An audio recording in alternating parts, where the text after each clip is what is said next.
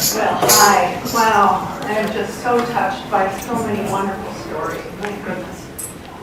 I grew up in northern Michigan with a really wonderful storybook kind of family and got divorced in 1984 and needed to get out of elementary education and into secondary, so I came down here and went back to school. And there's an English teacher in Ann Arbor about every 60.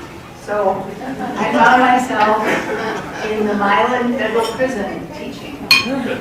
So it was, I can't tell you how totally unprepared I was. I can't tell you. Well, this will tell you. The first time I went in there to teach Michigan history, and I had a couple hours to prepare, I stopped at a gas station and got a bunch of Michigan road maps. And my students and I talked about the Great Lakes and all the Native American names. And when I got to the office to be escorted out, this flurry of words was flying around about contraband and shakedown search. And what really got my attention was escape routes. I got ushered out real fast and thought, well, that was a short job in history. So it was a symbol of how much I had to learn.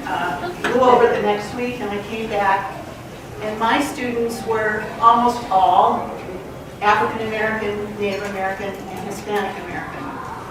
I was totally unprepared. We had no materials back in the mid-'80s to teach them. Our program wasn't well funded, and it was an uphill climb. It was a blurry roadmap from then on. But my students were my teachers.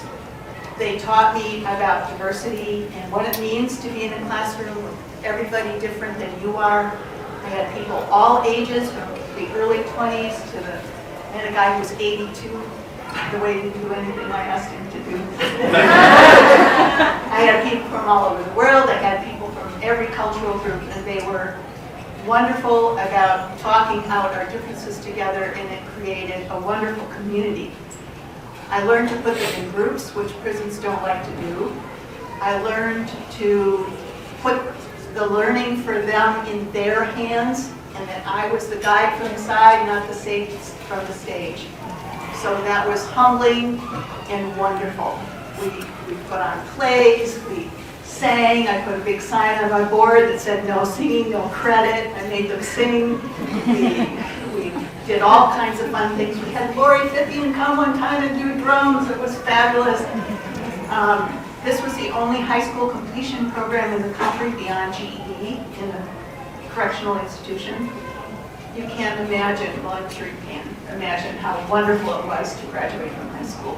How in the world do you get out of prison without a high school diploma? So it was a fabulous, fabulous experience.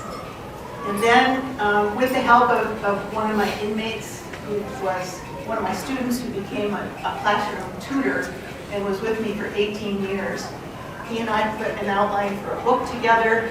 And when I retired in 2010, I started writing the book. I just published it last year with our own Ann Arbor library. And I want to tell the world that these are not bad people. These are people who didn't have a chance, and education opens them up to their goodness. And what I did was stand in awe of their human resilience, their great spirits, and just their wonderful fun, and they will be with me in my heart forever. So thank you so much for this opportunity, and I thank you for them.